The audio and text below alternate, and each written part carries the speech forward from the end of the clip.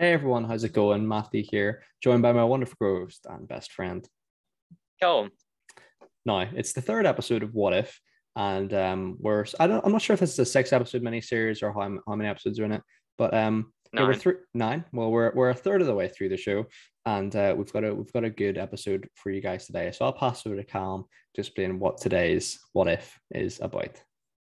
So this what if episode is it questions what if the Earth lost its mightiest heroes. This episode is set in Fury's big week. A period in the MCU which encompasses the Incredible Hulk, Iron Man 2, and Thor. This questions what would happen if a significant amount of the Avengers were killed under suspicious circumstances. So this is the first MCU murder mystery.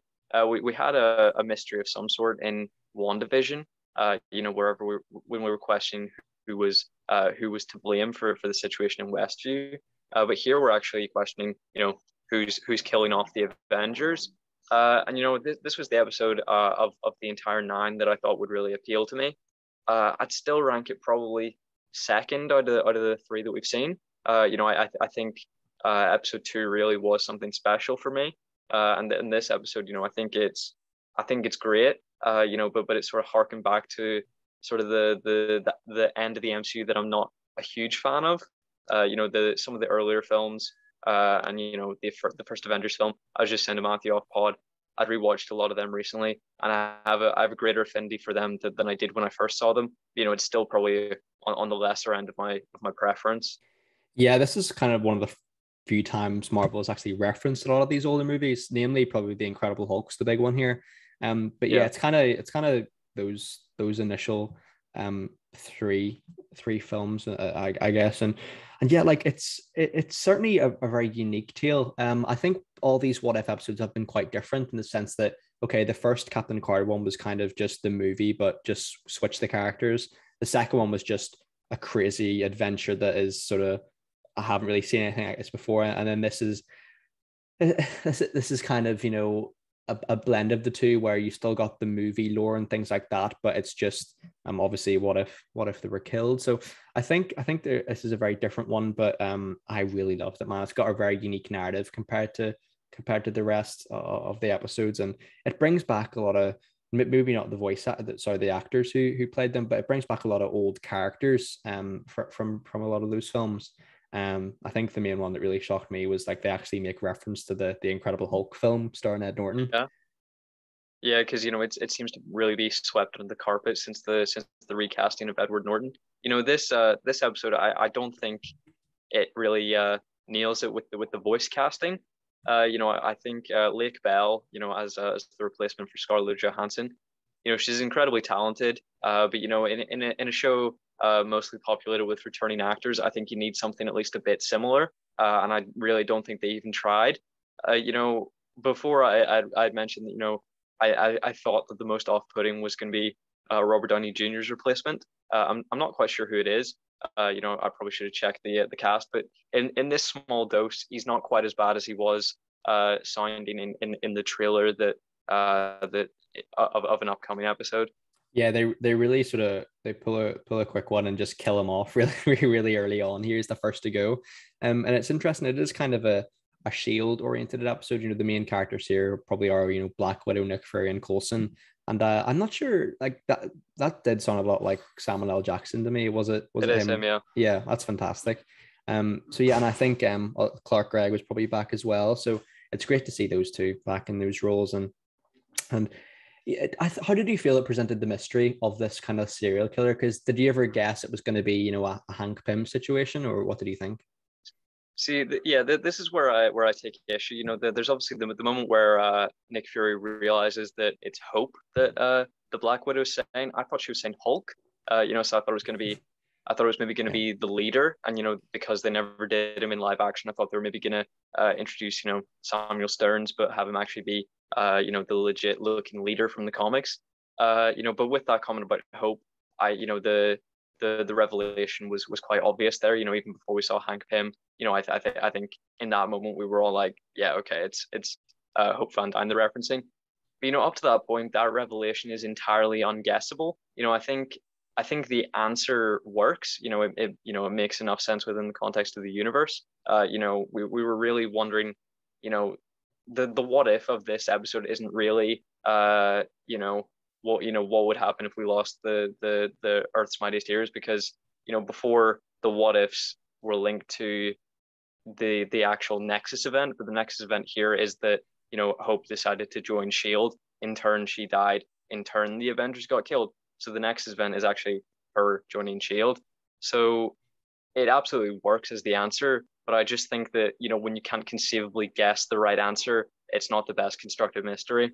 Yeah, no, I think you're right. It was almost too left field, but it still made sense. But like it was so out of my expectation of what they were going to do that it kind of seemed a bit sort of not ridiculous, but I don't know. Like I like a little bit of expectation where like, okay, it narrows it down a little bit. Whereas here, because the MCU's breadth of characters is so vast, it could be anyone. I'm Yeah. interested. Was that Michael Douglas as well? They got back to voice. Yeah, it was, yeah. Yeah. I think when it comes to mystery films, the film presents suspects, and then a good one will present a character but subvert your expectation. So it'll be a good twist, for example, that has worked in films is you have an investigator questioning all these suspects, and then the twist would be it's actually the investigator that was the killer. That would be the idea of a twist that works, but it has to be a character that you've seen. Imagine if you watched like a mystery film, and then the twist, the quote unquote twist at the end was just, oh, it was this character we've never met who had motives that we had no idea about, Yeah. and has real, no actual motivation to kill. Because I mean, in this, I mean, Hank Pym's motivation is, Shield killed my daughter. Well, my daughter died while she was a part of Shield, so I'm gonna kill people that Shield is considering recruiting. Like, I guess it was just, a Yeah. sense of bitterness. But I don't understand how the Hulk, who would have never been recruited by at that point. The only point that he was recruited by Shield was when he was absolutely sure that he never wanted to turn into the Hulk again. At the point of the Incredible Hulk, he never would have been recruited then anyway. So I mean, I have no idea why Hank Yeah. Pym believed he deserved to die. I really thought it was My question for you Quentin. is, Oh, go ahead, mate. Go ahead. I was gonna ask, which death was your favorite? Because there's a few that are a bit of a visual spectacle. I think the Hulk one's quite funny. He just turns into a Yeah. huge marshmallow and explodes. I really thought it was going to be a Betty Ross twist where, like, she Hmm. she just wanted to kill them all for whatever reason. I guess I don't know. But because I find it bizarre that of all the characters that they decided to bring back from the films, Betty Ross was the one, because that's kind of a character you think they're just trying to sweep under the rug because that's a film from ages ago that is kind of not really. And it is canon, I guess, but it's that with the recastings and stuff, they kind of want to keep that quiet. But yeah, I think for me, the Incredible Hulk one was quite good. I'm trying to think of the other ones. I really enjoyed. It's not necessarily a death, but like when there was like 100 Samuel Jacksons just laughing at at the Hank Pym. I thought that was quite a funny scene. Like, Fair but enough. what was your favorite?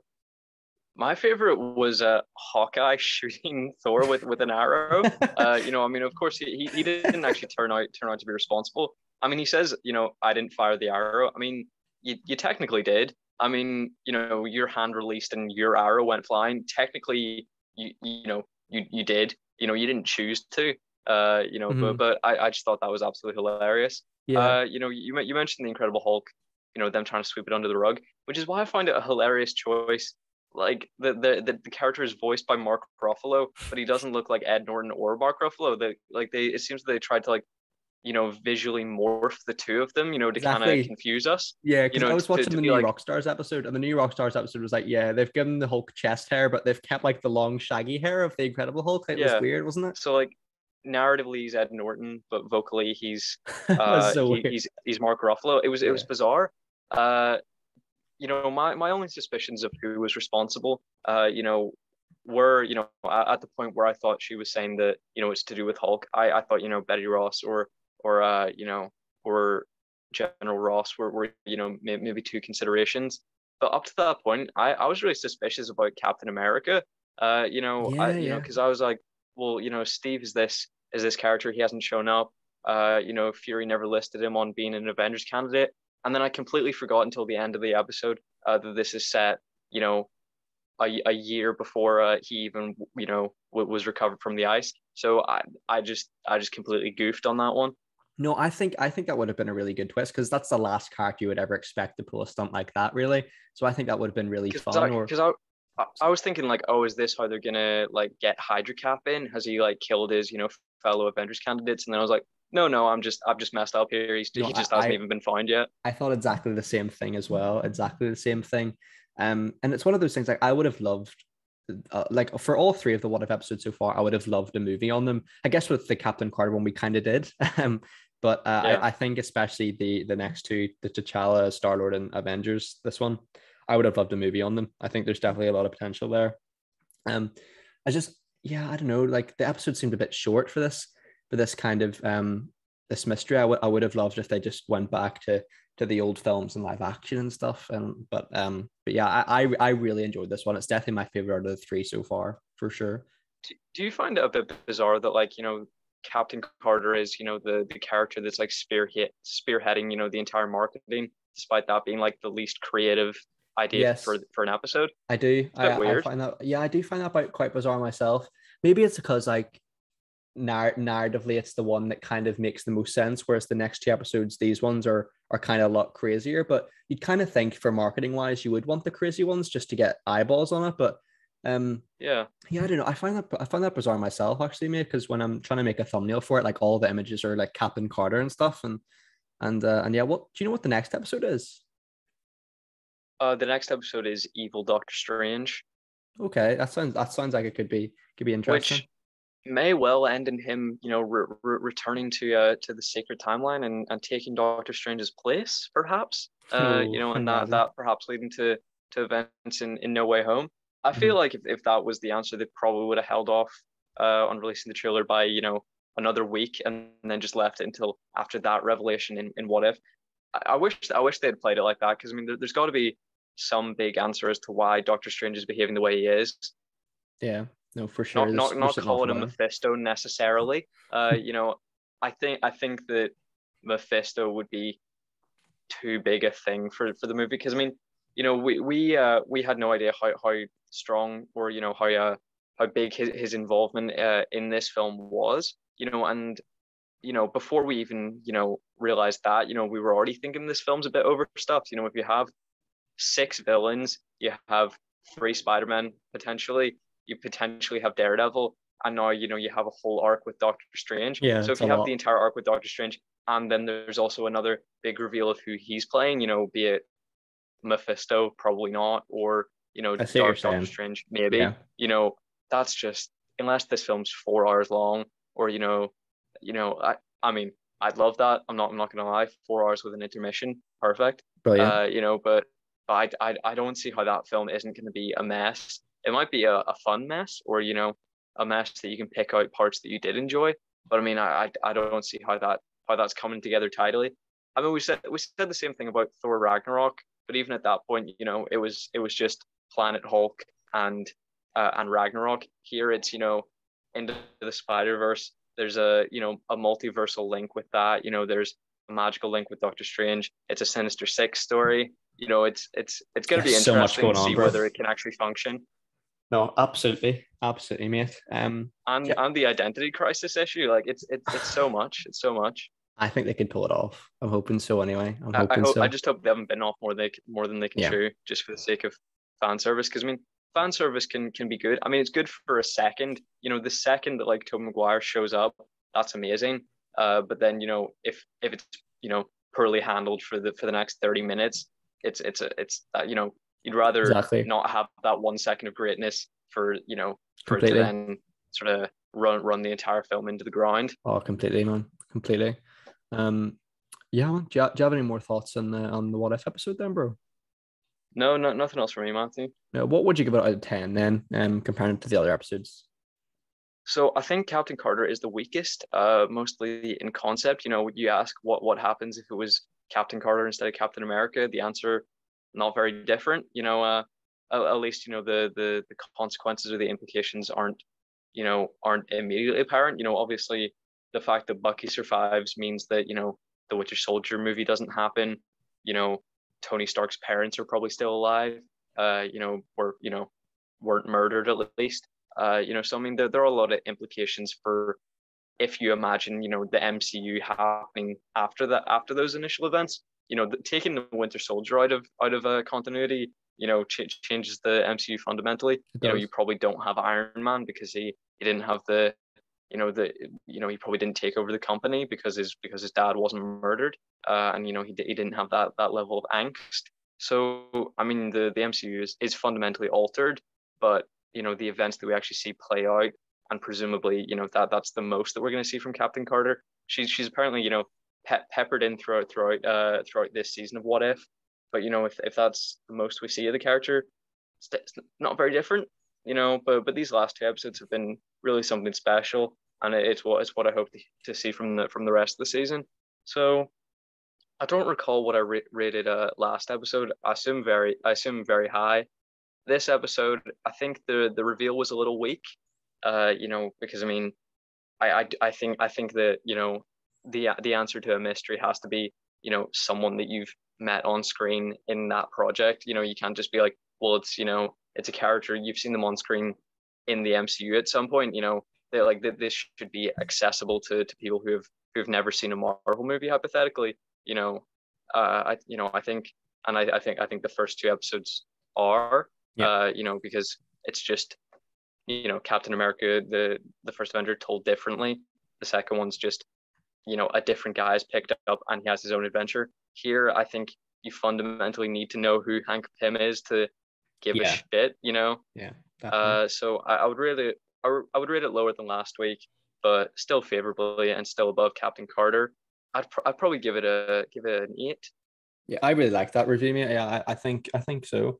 I think although the reveal is probably the weakest aspect of the episode, I love how narrative speaking, how well it's done. Like it's really well edited. It's quite weirdly edited for the MCU. Just because the MCU, it doesn't really, have, okay, this is what happens in this day, the next day. Like it is quite chop and changey, whereas this is just like a week. So it's something fresh, something original. And at the end of the day, like all the What If episodes, it makes me want to see more of it, which is always good. So I'd probably have to give it if I gave last week's episode a 10, and this is my favorite, I'll probably have to give it another 10 because there's nothing really majorly wrong with it. Maybe I guess the reveal, but luckily we're MCU fans. We know who Hank Pym is, so it makes sense. So I had a great time with this one, man. I really did. Would you rather they didn't make this show? Because now I think it is a bit infuriating to be like, oh, well, so, 20 minutes and we're done with this universe entirely. And, we've spent, what is it, 13 years on one universe in this multiverse. And now, we're getting 30 minutes with all the other ones. It is a bit irritating if you see something that you really like. Yeah, I would quite like a What If cinematic universe, live action even. I think with these sort of like these 20 to 30 minute episodes in animation, it's kind of a nice little teaser into what's to come with the universe, just because with that amount of time, it's impossible to get a real fleshed out version of the world. But yeah, like it really intrigues me. And I think this, as I say, as we both said in the show before, I think this TV show has multiple season potential. Plus, with the animation style, like it's not crazy complex or convoluted where you'd think that's going to take, Spider-Verse level of time to animate, if you know what I mean. Not that animation's bad or lazy, but it's not at the same level of the Spider-Verse, if you get me. So yeah, I think there's a lot of potential here, bro, to be honest with you. Really excited. But yeah, that wraps up another What If mini review in the channel. Thanks very much, Callum, for your time today. And you can check out our other What If reviews in our What If playlist. Unlike all the other Marvel Disney Plus shows, we're going to be reviewing these every week up until the finale. So yeah, hope you guys are all well. Hope your family and friends are all safe and well too. Take care and bye-bye. Bye-bye.